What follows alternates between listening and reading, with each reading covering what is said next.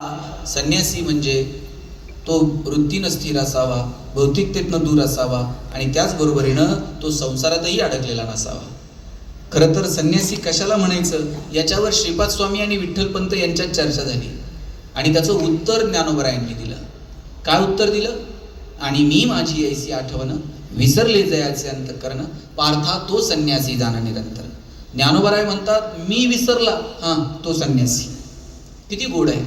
अहंकार गेला तुका म्हणे देव झाला, आणि अहंकार आला तुका म्हणे वाया गेला. तुम्ही हा मी एकदा सोडून तर बघा. तुम्ही बाजारात अहंकार विकायला न्यावर कोण घेत आहे का? त्यानंतर तुमचं तुमच्याकडेच राहू द्या. असे खूप आले. पण कोणता मी घेऊन बसलोय? मी सोडा जगणं सुंदर आहे. मी एक साधं दृष्टांत सांगतो. राजाचा दरबार होता. एक सेवक कामाला होता. 5-10 हजार रुपयाचा पगार होता. त्यानं विचार केला रोज काहीतरी करत बसण्यापेक्षा एकदाच असा डाव मारू ना, आयुष्यभर परत काम करायची गरज नाही लागली पाहिजे. राजाची तिजोरी शोधून ठेवली. आदल्या दिवशी उठला, बाहेरची जी भिंत होती तिला खुंट्या ठोकल्या, खुंट्यांना धरून वर चढला, शेवटच्या खुंटीला दोर बांधला, दोराला धरून खाली उतरला, आडमार्गानं तिजोरीपर्यंत आला. बरोबर तिजोरी उघडली, हिऱ्याची बॅग खांद्यावर टाकली, दोरापर्यंत आला, दोराला धरून वर चढला, शेवटच्या खुंटीपर्यंत पोहोचला. आता साहेब एक एक खुंटी करत तो खाली उतरणार. तेवढ्यात काहीतरी याला आवाज आला. हा भिंतीच्या पुढं पडला आणि हिऱ्याची बॅग भिंतीच्या मागं पडली. सगळे प्रयत्न फसले. सेवक जागे झाले, बॅग उचलली, राजाकडे गेले. म्हणले महाराज माफ करा, सेवक झोपेत होते, चोरीचा प्रयत्न झाला, पण आपलं सुदैव चोराचं दुर्दैव, चोर भिंतीच्या पुढं पडला आणि हिऱ्याची बॅग भिंतीच्या मागं पडली. राजा म्हटला ठीक आहे, काळजी घ्या, परत असं काय होईल याची दक्षता घ्या, होणार नाही असं. ठीक आहे, तिजोरीमध्ये बॅग जमा करा. ठीक आहे. आणि हो, सेवकांना सांगितलं उद्या एक दौंडी द्या. काय दौंडी द्यायची? राजांना सांगितलं दौंडी अशी द्या, चोरीचा प्रयत्न नेमका कसा झाला असेल हे जो कुणी समजून सांगल त्याला हिऱ्याची बॅग बक्षीस. आता हिऱ्याची चोरीचा प्रयत्न कसा झाला असेल हे चांगलं कोण सांगतंय महाराज? तुमच्या माझ्यासारखे 2-4 जण डोकं लावायला लागले. एक जण म्हणला चोर असा शक्तिमान सारखा हवेतून आला असेल, एक जण म्हणला गुहेतून आला असेल. यानं ऐकलं म्हणला साहेब मी सांगू? म्हणले सांग. म्हणले चोर ती हिऱ्याची बॅग बक्षीस आहे ना? म्हणले 100%. म्हणले चोरानं आदल्या दिवशीच खुंट्या ठोकल्या असते. राजा म्हणला बघून या रे. बरोबर आहे, खुंट्या ठोकल्या. चोर खुंट्यांना धरून महाराज वर चढला असेल, शेवटच्या खुंटीला चोरानं दोर बांधला असेल, दोराला धरून चोर खाली उतरला असेल, महाराज चोर आडमार्गाने तिजोरीपर्यंत गेला असेल, बरोबर तिजोरी उघडली असेल, त्यानं हिऱ्याची बॅग खांद्यावर टाकली असेल, महाराज चोर आता पुन्हा दोरापर्यंत आला असेल, दोराला धरून तो वर चढला असेल, शेवटच्या खुंटीपर्यंत पोहोचला असेल, महाराज चोर आता एक एक खुंटी करत करत खाली उतरणार. तेवढ्यात काहीतरी आवाज झाला, मी पुढं पडलो आणि हिऱ्याची बॅग मागं पडली. आडवं काय आलं? राजा आडवा आला का, सेवक आडवे आले का, सैन्य आडवा आलं का, सरदार आडवा आला? मी सोडून तर बघा. आम्हाला मी सुटत नाही. प्रवेश मिळवला तिकडे विठ्ठलपंतांनी, पण इकडं मात्र रुक्मिणी रोज डोळ्यात प्राण आणून वाट बघत बसायची. रोज त्या वाटेकडे डोळा असायचा. या वाटेनं गेलेला माझा नवरा कधीतरी परत येईल. रोज त्या तुळशी वृंदावनाच्या समोर दिवा लावायची, एकटक त्या दिव्याकडे बघत बसायची. काय माहित होतं रुक्मिणीला? आई वडिलांनी सांगितले इथे लग्न करायचं, लग्न केलं, संसार सुरू झाला आणि नवऱ्यानं निघून जावं. काय दुःख त्या रुक्मिणीचं. रोज जायची सिद्धेश्वराला, तिचं गाराणं सांगायची, तिथल्या पिंपळाला प्रदक्षिणा घालत बसायची. दारात बसली एखादी चिमणी आली तर तिच्याशी बोलायची, तिच्याशी भांडायची. कोणा मैत्रिणीमध्ये मिसळत नव्हती, कोणाकडे जाणं येणं उरलं नाही. साधा फांदीवर कावळा जरी काव करायला लागला ना तरी त्याच्याकडे बघायची आणि त्याच्याशी बोलायची. येतील का? किती दिवस मी वाट बघू? कुठे गेले असतील? का हे माझ्या वाट्याला? खरं सांगू, ज्ञानोबरायांनी अनेक विरहिणी लिहिल्या. त्यातली एक विरहिणी, पहिलं तो एकाहू कोकता. मला कधी कधी वाटतं ज्ञानोबरायांनी त्या विरहिणीमध्ये भक्ताचं आणि परमेश्वर यांच्यामधला विरह जो मांडलाय ना, कधी कधी वाटतं ज्ञानोबरायांना त्यांच्या आईचा आणि वडिलांचा जो विरह आहे तो तर मांडायचा नसेल ना. ज्ञानोबरायचे म्हणतात की भक्त वाट बघतोय पांडुरंगाची आणि शेजारी कावळा जरी काव काव करायला लागला तरी त्याला वाटतंय की बाबा रे, की हा कावळा सुद्धा जणू निरोप घेऊन येईल की देव येतोय म्हणून. तुम्ही बघा, आपल्याकडे एक म्हण होती, म्हणजे जुनी लोक म्हणायची की कावळा काव काव करायला लागला की पाहुणे येणार. ज्ञानोबरायांच्या त्या विरहिणी मधला त्या भक्ताला असं वाटतंय की कावळा सुद्धा आता काव काव करतोय म्हणजे त्याला चाहूल लागलीये, तो शकून घेऊन येतोय. आणि मग ही विरहिणी सांगते की तू फक्त तो शकून तर घेऊन ये, मी काय करेल तुझ्यासाठी माहितीये, तुझे पाय सोन्यानं मडवून टाकेल. एवढं सोपं आहे का? कावळा पकडायचा, सोनार पकडून आणायचा, मापाचे पैंजण बनवायचे आणि कावळ्याचे पाय सोन्यानं मडवून टाकायचे. पण मी तुझे पाय तर सोन्यानं मडवीनच, पण दही दुधाची वाटी सुद्धा मी तुझ्या तोंडाला लावेल. काय प्रेम आहे हो. रुक्मिणी वाट बघायची पण नाही आले विठ्ठलपंत. एक दिवशी तीर्थयात्रा करत करत श्रीपाद स्वामीच तिथे आले आणि जेव्हा ही दर्शनाला गेली, पायावरती डोकं टेकवलं आणि श्रीपाद स्वामींनी आशीर्वाद दिला, पुत्रवती भव. रडायला लागली.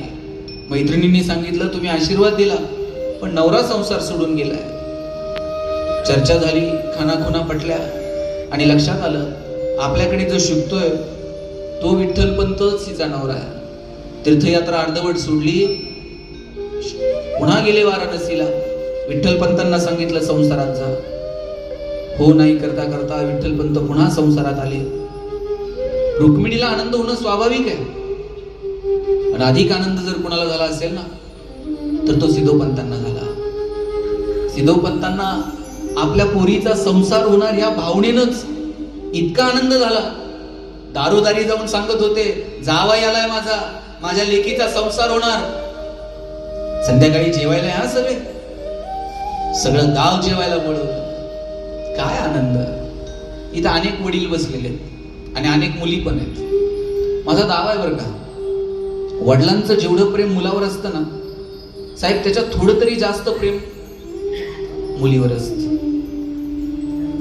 पोरांनी जर वडिलांना काही मागितलं, वडील म्हणणार 2 दिवस थांब, पगार होऊ दे, मग बघू.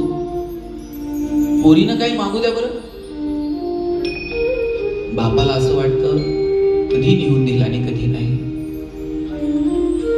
बापाला माहित असत 4 दिवस चिमणीसारखी थुई नाचल आणि एक दिवशी भुरकट उडून जाईल.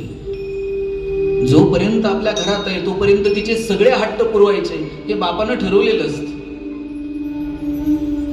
वडील स्वतः फाटलेली तुटलेली चप्पल घालतील, मुलीला मात्र शाळेत जायला चांगले शूज देतील.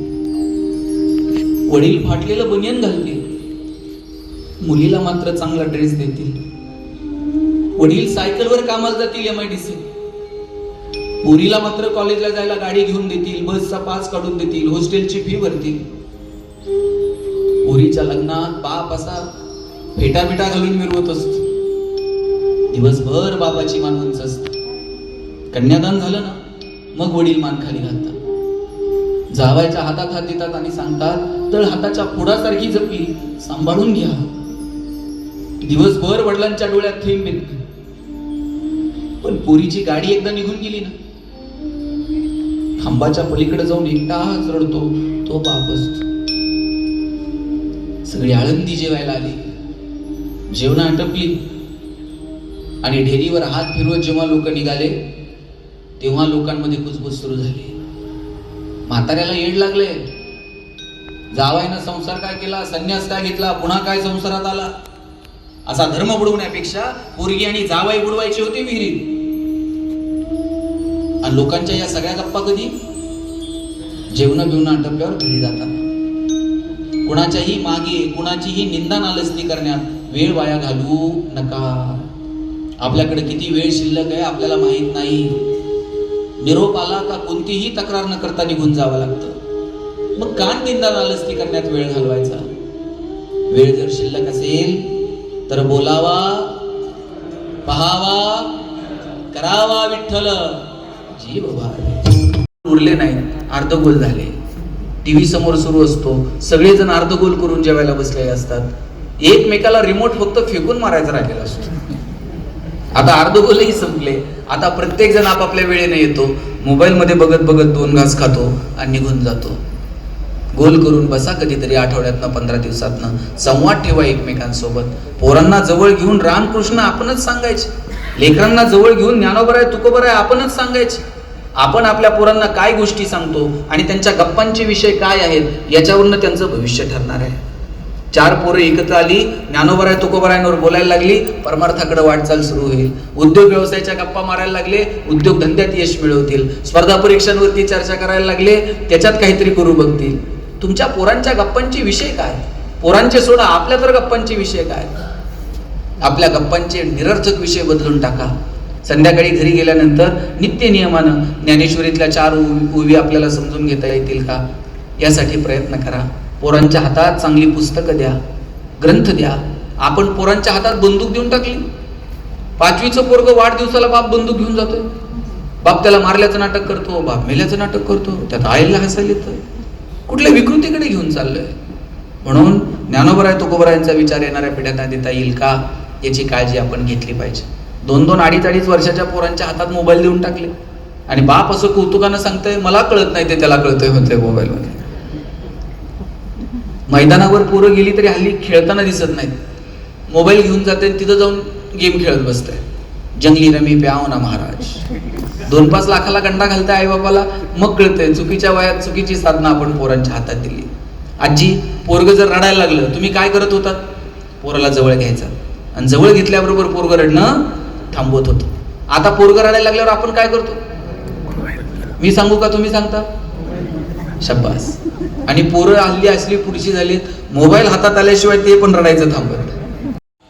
विठ्ठलपंत आणि रुक्मिणी यांच्या पोटी पहिलं मूल जन्माला आलं, नाव ठेवलं निवृत्ती. आणि दुसरं मूल जन्माला आलं जे जगाची माऊली झाले. जगातला एकमेव पुरुष आहे ज्याला लोकांनी आई म्हणून हाक मारली. आई असणं हे निवळ तुमच्या स्त्रीत्वाशी निगडीत असतं. आई असणं हे निवळ तुमच्या प्रसूती वेदनांशी निगडीत असतं. तर 750 वर्ष 21 वर्षाच्या तरुणाला लोक माऊली म्हटले नसते. विठ्ठलपंत आणि रुक्मिणी यांच्या पोटी एक मूल जन्माला आलं आणि नाव ठेवलं ज्ञानदेव.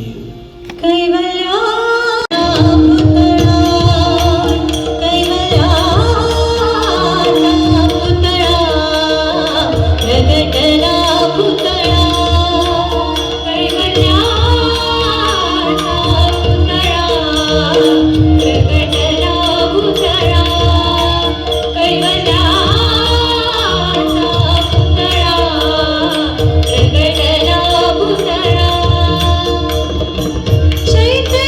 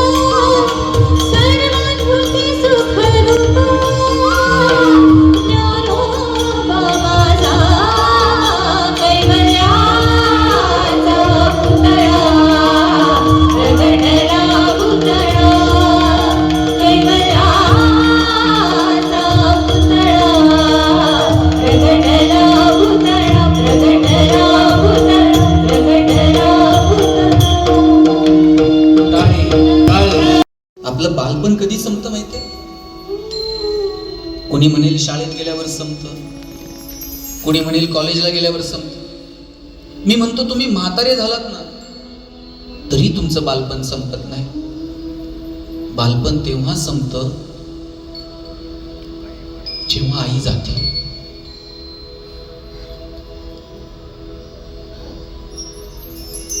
माईक बंद नका करू. खरं तर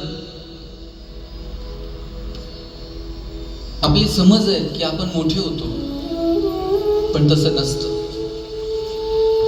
पोरींची तर हसायची, रुसायची, फुगायची, भांडायची, चिडायची, रागवायची सगळी जागा जर कोणती असते ना, त्यांची आई असते.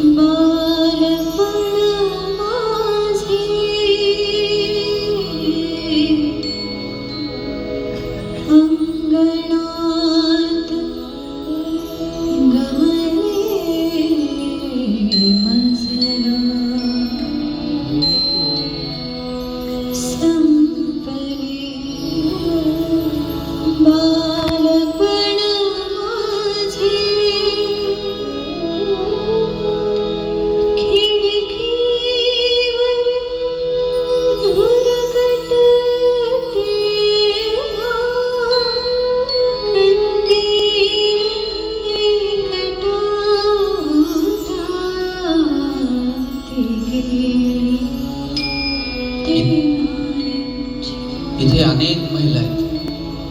मला तुम्हाला विचारायचंय, तुमचं माहेर कुठपर्यंत? जोपर्यंत माहेरात गेलात की आई पळत येते.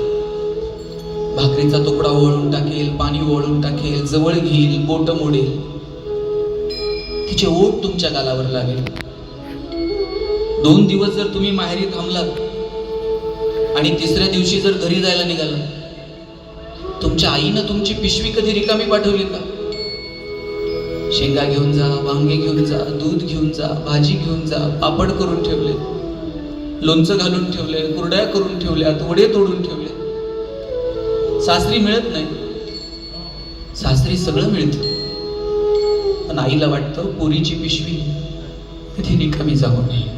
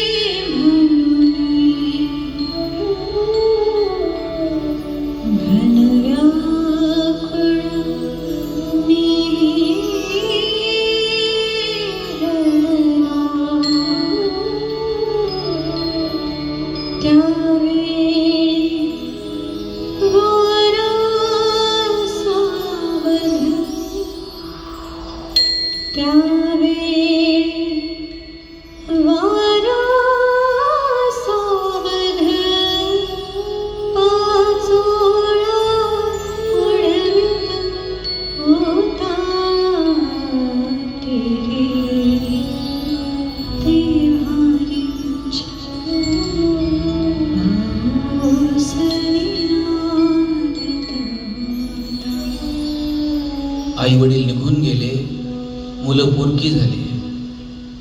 ही सगळी लेकरं पैठणच्या सभागृहात जाऊन थांबले. आमच्या आई वडिलांनी शुद्धीपत्र मिळावं याच्यासाठी देह बुडवला. आता तरी आम्हाला शुद्धीपत्र मिळेल का? पैठणकरांनी शुद्धीपत्र तर नाहीच दिलं, चेष्टा केली लेकरांची. आणि जेव्हा ज्ञानोबरायांनी, थोडा मॉनिटरचा नियोग थोडा आणि जेव्हा ज्ञानोबरायांनी आपल्या ज्ञानाची चमक दाखवली, तेव्हा मात्र सभागृह अवाक झालं.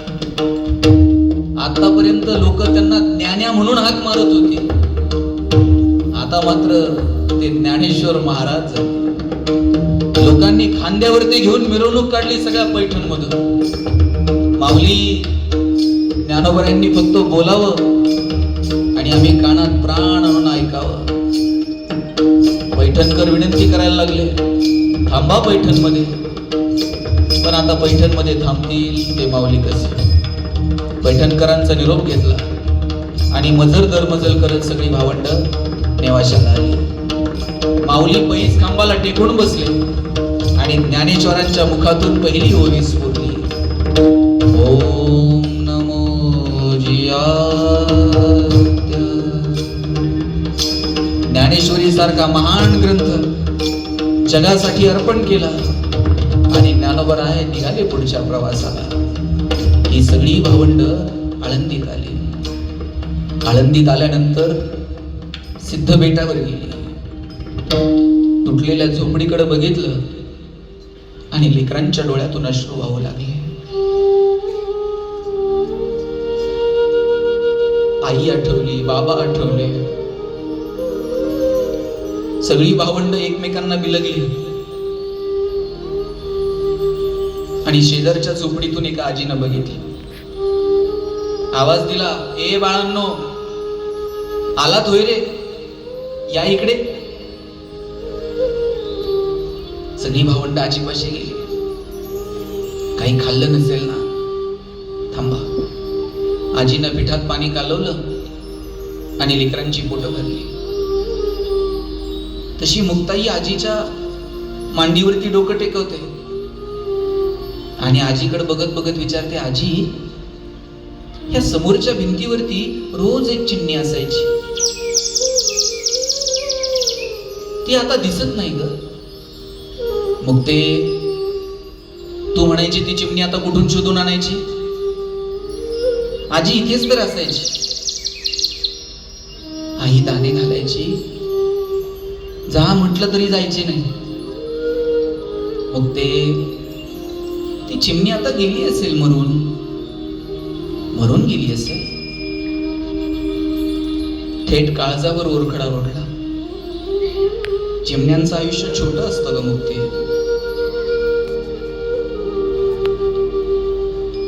रडायला लागली मुक्ताई आणि समोर उभं असणाऱ्या ज्ञानोबरायांनी बघितलं. माऊलींनी आवाज दिला, ओ मुक्ताबाई, काय झालं रडायला, इकडे या. तशी मुक्ताई पळत गेली. ज्ञानोबरायांना जाऊन बिलगली.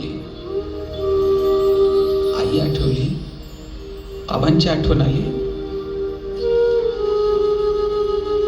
ज्ञानोबरायांनी मुक्ताईच्या डोळ्याचे पाणवलेल्या कडा आपल्या बोटांनी पुसल्या आणि आवाज दिला, निवृत्ती दादा, इकडे येता. सोपान. सगळी भावंड जमली.